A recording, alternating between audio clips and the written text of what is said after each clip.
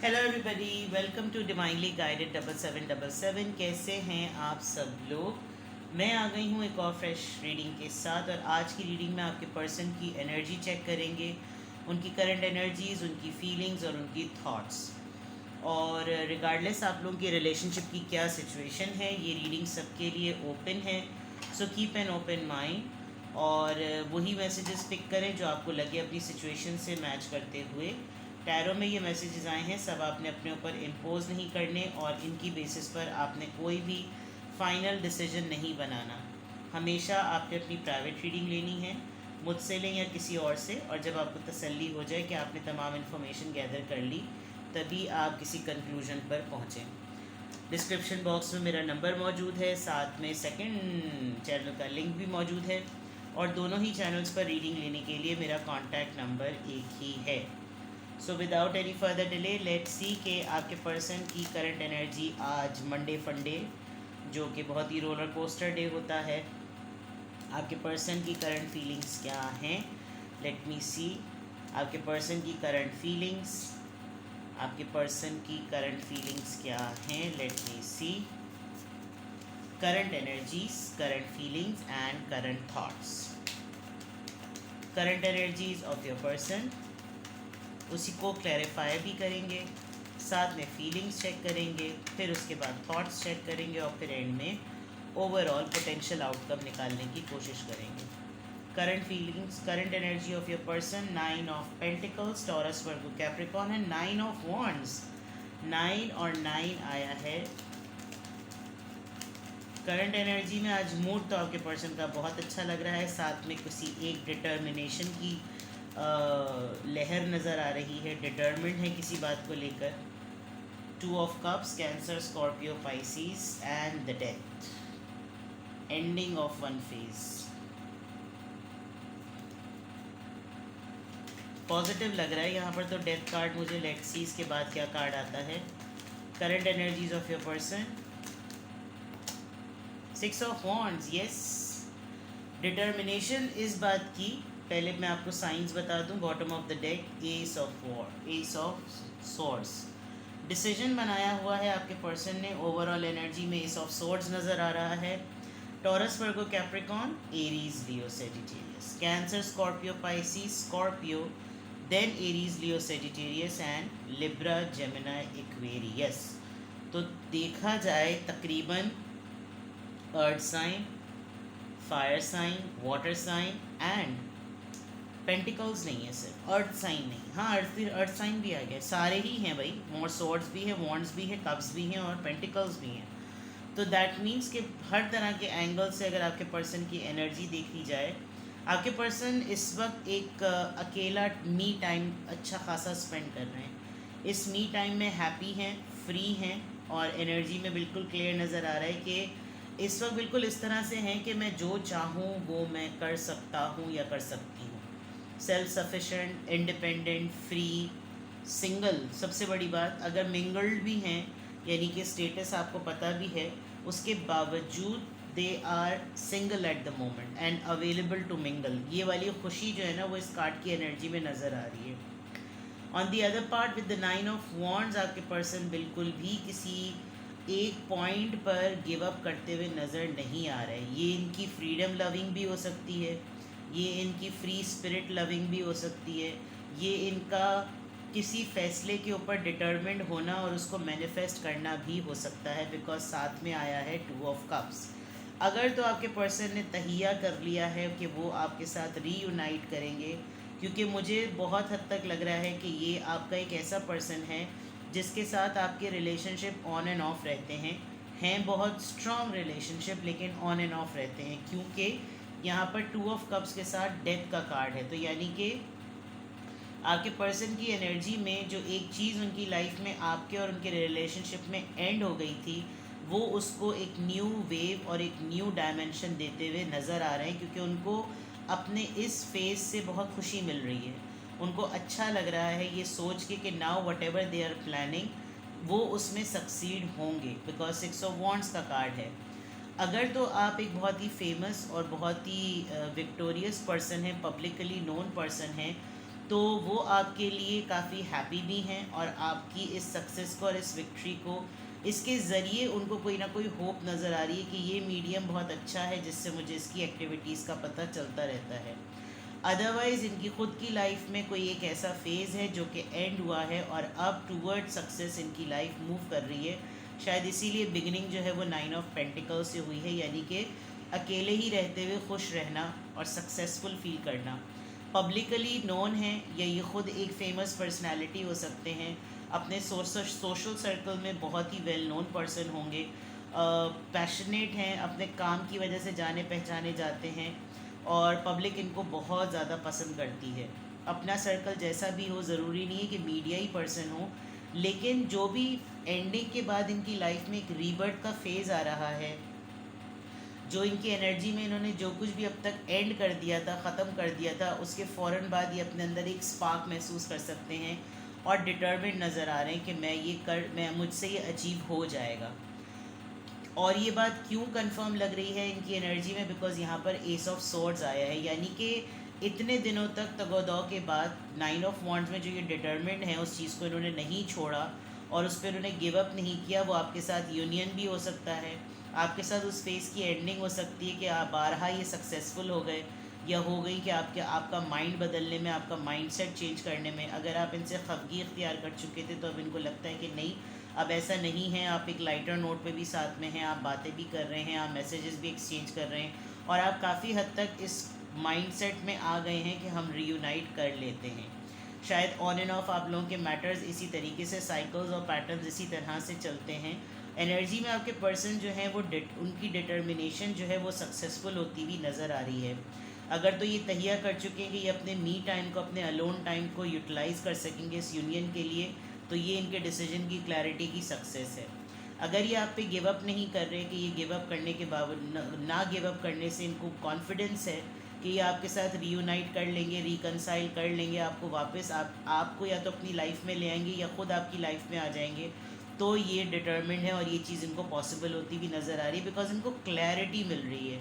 Regardless आप लोगों की क्या एज हो, स्टेज हो, फेज़ हो, लेकिन इनको एक मेजर हिंट और एक क्लू मिल रहा है that what ever I am planning eight the moment it is right. ये मेरा प्लान है, ये मेरी बात है और मुझे इसको अवेल करना है, बिकॉज ये टाइम मुझे कभी दोबारा शायद ना मिले। तो मैं इस एंडिंग फेज़ को ख़त्म करूँ और एक बिगिनिंग फेज़ को जो है वो स्टार्ट करूँ। और इस चीज़ की क्लैरिटी आपके पर्सन की एनर्जी में बहुत क्लियर नज़र आ रही है with the S of swords. अब इसको क्लैरिफाई करते हैं कि 9 ऑफ पेंटिकल्स यहाँ पर आपके पर्सन की एनर्जी में क्यों आया है। 9 ऑफ पेंटिकल्स, 5 ऑफ वॉन्ड्स, इन्होंने अपने घर वालों की वजह से, अपने क्लोज्ड वंस की वजह से अपने ऊपर बड़ी पाबंदियाँ लगा ली थी। सबके डिक्टेशन पे चलना, वो लोग जो चाहें उस हिसाब से मूव करना, वो ना करना जो खुद चाह रहे हों, सेल्फ सेक्रीफाइस, सेल्फलेस होकर ज़िंदगी गुजारना। लेकिन अब जो इनको टाइम मिल रहा है, इनको ऐसा लग रहा है कि जैसे अगर इनको कोई अब रोकेगा या टोकेगा तो ये उसको फड़ाक से एक बात कह सकते हैं कि मुझे ज़्यादा बोलने की ज़रूरत नहीं है, ये मेरा टाइम है, मैं जिस तरह से भी गुजारना चाहूँ मेरी मर्ज़ी। जिसकी वजह से एक फियरलेस एटीट्यूड जो है आपके पर्सन की एनर्जी में नज़र आ रहा है। 9 ऑफ वॉन्ड्स यहाँ पर क्यों आया है, अब इन्होंने क्या डिसाइड किया है वो तो आगे ही जाके पता चलेगा। 9 ऑफ वॉन्ड्स यहाँ पर क्यों आया है, लेट्स क्लैरिफाई। 4 ऑफ कप्स, चाहे आप लाख रिजेक्शन मोड में रहें, चाहे आप लाख इनकी ऑफ़र को रिजेक्ट करें, आप लाख डिनायल में रहें, ये अपनी कोशिश जारी और सारी रखेंगे। ये किसी ना किसी तरीके से बावर करा देंगे आपको कि ही और शी वांट्स यू बैक, और ये इसी बात पर गिव अप नहीं कर रहे बिकॉज इनको इतना कॉन्फिडेंस है कि कतरा कतरा हल्का हल्का भी कुछ ना कुछ आप पर डालेंगे तो आप इस 4 ऑफ कप्स यानी एक रिजेक्शन मोड से निकल आएंगे। कहीं पर अगर इनकी हेजिटेशन है तो सिर्फ इतनी ही है कि अगर ये आपको कुछ ऑफ़र करें और आप इनको रिजेक्ट कर दें, बट ये कॉन्फिडेंट हैं कि आपका ये उस ऑफ़र को हमेशा, कि आप देख सकते हैं ना कि ये जहाँ जिस तरफ से ये ऑफ़र आ रही है उस तरफ ये भी हाथ बढ़ रहा है। तो इनको मालूम है कि ये लाख इसने इतनी मेरी 1 2 3 जितनी दफ़ा भी इसने मेरी ऑफ़र को, मेरे प्रपोज़ल को, मेरी चॉइस को, मेरी इंटेंशंस को इसने रिजेक्ट किया हो, लेकिन स्लोली ग्रेजुअली दोनों इस वाली ऑफ़र को एक्सेप्ट कर लेंगे।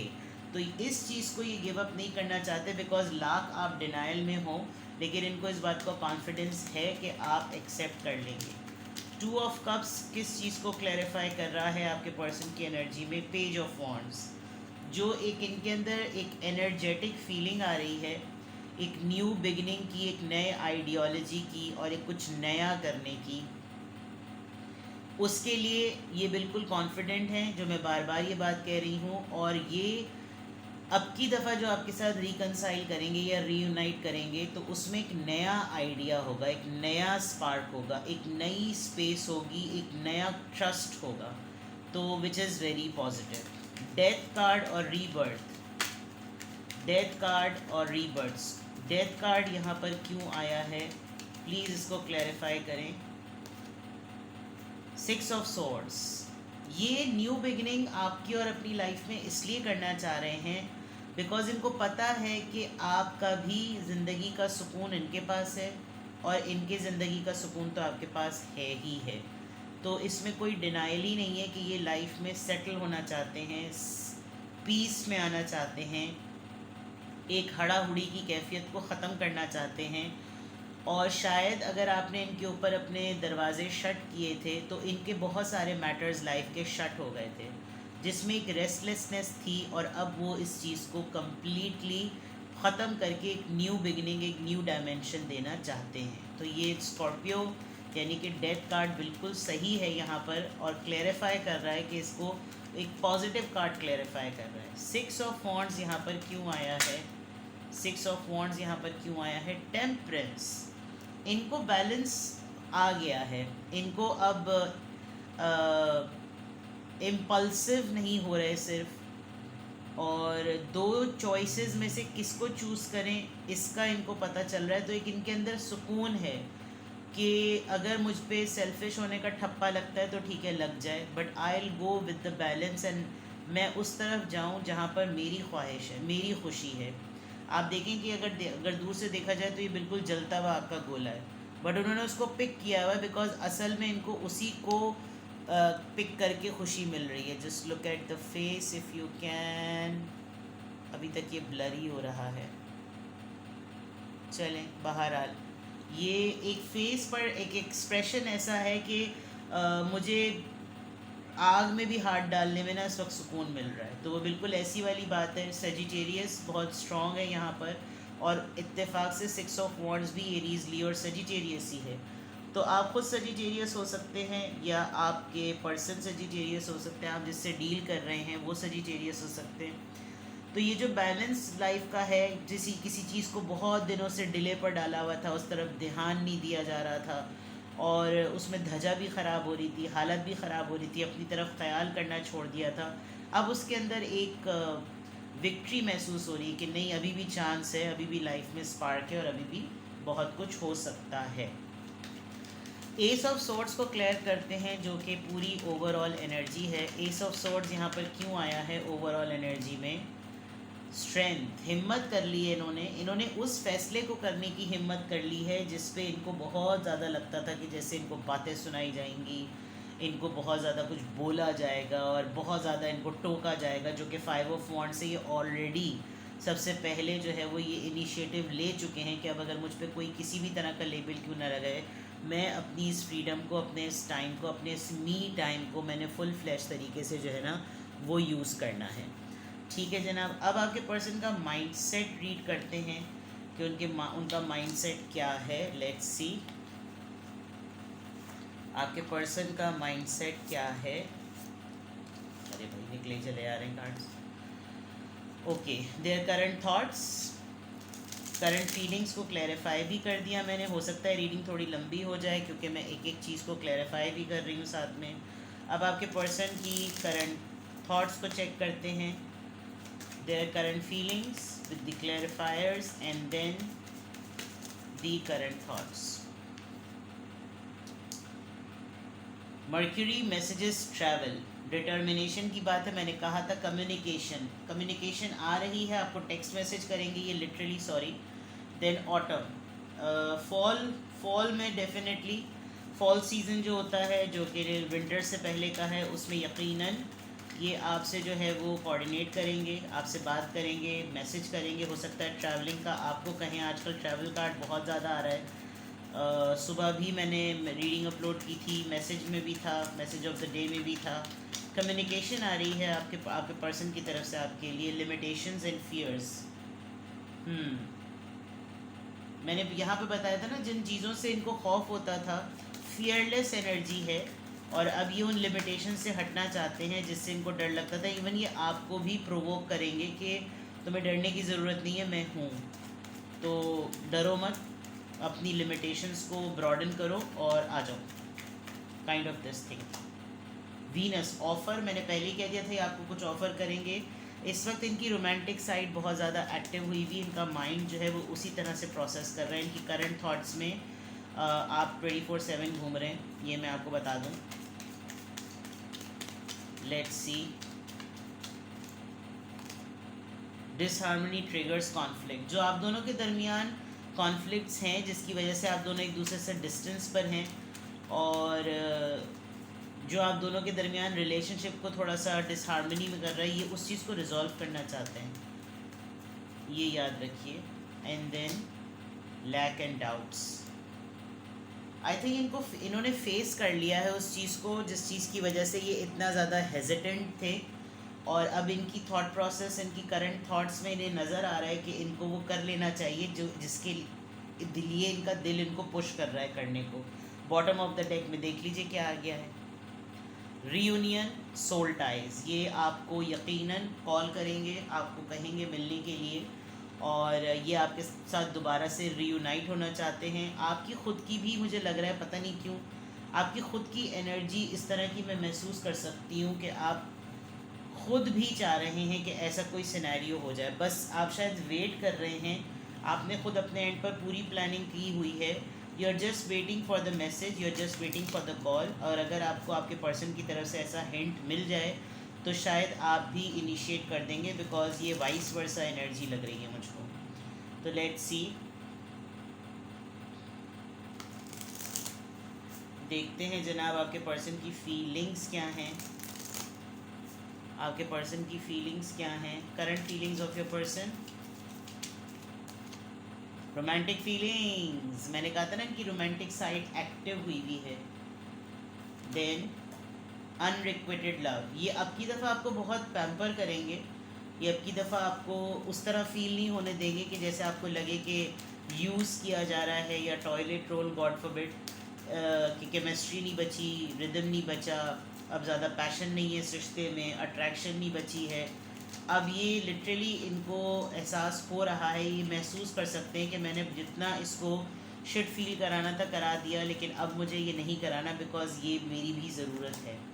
Give your relationship a chance, ये लिटरली आपसे कहना चाहते हैं बिकॉज इनसे कंट्रोल नहीं हो रहा। वर्क ऑन योर पार्टनरशिप, भाई बड़ा ही जज्बाती सा लग रहा है ये। कीप एन ओपन माइंड, आप दोनों एक दूसरे से आपको कन्विंस कर लेंगे, अब ये आप पे डिपेंड करता है कि आप इनके चुंगल में आना चाहते हैं या नहीं आना चाहते, बट खुशी तो आपको भी हो रही है जो कि मैं इस वक्त सेंस कर सकती हूँ।